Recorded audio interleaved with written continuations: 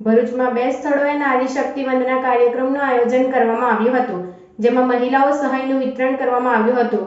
ભરૂચ તેમજ વાગરા વિધાનસભા આયોજિત કાર્યક્રમમાં આગેવાનો ઉપસ્થિત રહ્યા હતા. ભારત સરકારના મહિલા અને બાળ વિકાસ વિભાગ દ્વારા મહિલા સશક્તિકરણની અનેક યોજનાઓ શરૂ કરવામાં આવી છે. ત્યારે વડાપ્રધાન નરેન્દ્ર મોદીએ વર્ચ્યુઅલ રીતે જોડાઈ ગુજરાતભરની 13,000થી વધુ સ્વસહાય જૂથની 1,30,000થી વધુ મહિલાઓને 250 કરોડથી વધુની સહાય આપી હતી. જે અંતર્ગત વાગરા વિધાનસભામાં આવતા ગામોની મહિલા ધારાસભ્ય અરુણસિંહ રાણાની અધ્યક્ષતામાં રાજપૂત છાત્રાલય ખાતે મહિલા લાભાર્થીઓને યોજનાનો લાભ આપવામાં આવ્યો હતો.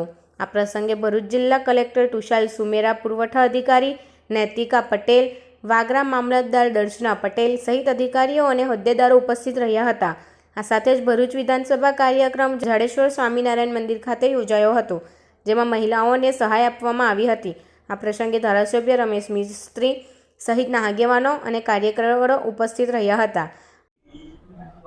આજે સમગ્ર ગુજરાતમાં 182 વિધાનસભાઓમાં એક સાથે 10 લાખથી પણ વધારે બહેનો પ્રધાનમંત્રી નરેન્દ્રભાઈ મોદીને અને રાજ્યના મુખ્યમંત્રી શ્રીમાન ભૂપેન્દ્રભાઈ પટેલને સાંભળવા માટે એકત્ર થઈ છે. નારી શક્તિ વંદના કાર્યક્રમ અંતર્ગત 13,000 જેટલા ગુજરાતના સ્વસહાય જૂથો સાથે સંકળાયેલી 1,30,000 બહેનોને 250 કરોડથી પણ વધારે સહાયના ચેક વિતરણના કાર્યક્રમ એ ગુજરાતમાં ઐતિહાસિક થવા જઈ રહ્યો છે. ગુજરાતમાં નારી શક્તિનું યોગદાન એ ગુજરાતના વિકાસમાં અમૂલ્ય છે. આ ગ્રામીણ કક્ષાની અને શહેરમાં રહેતી તમામ મહિલાઓને જુદા જુદા ગૃહ ઉદ્યોગો અને સ્વસહાય જૂથોને સહાય કરીને અને મજબૂત કરીને ગુજરાતના વિકાસમાં એની ભાગીદારીને મજબૂત રીતે અંકિત કરવા માટે રાજ્ય સરકારનો આ પ્રયાસ છે.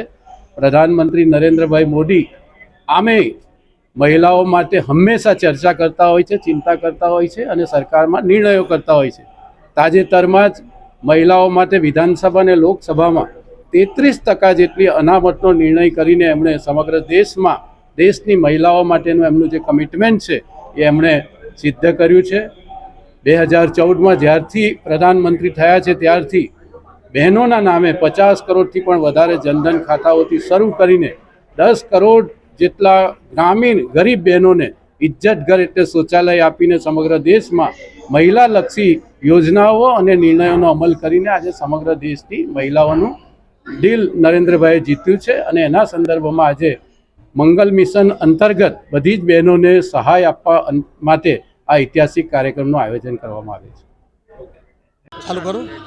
આ દેશના વડાપ્રધાન સતત ત્રીજી વાર 400ની પાર થવાના છે, ત્યારે આ દેશના વડાપ્રધાને લોકસભામાં જે બિલ લાવીને નારી માટે જે કટિબદ્ધ 33% અનામત લાવીને આજે નરેન્દ્ર મોદીજીએ સંસદમાં પણ 33% મારી બહેનો, મારી માતાઓ ઊભા રહી શકે છે.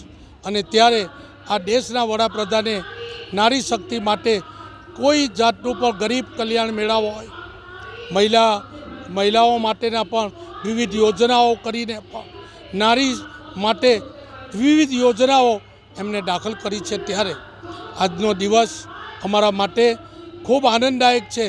ભારતમાં તે પણ બંગાળમાં જઈને આજનો દિવસ અમે ઉજવી રહેલા છે. આખા ગુજરાતમાં વિધાનસભા વાઇઝ આ કાર્યક્રમ ચાલી રહ્યો છે. નમસ્કાર.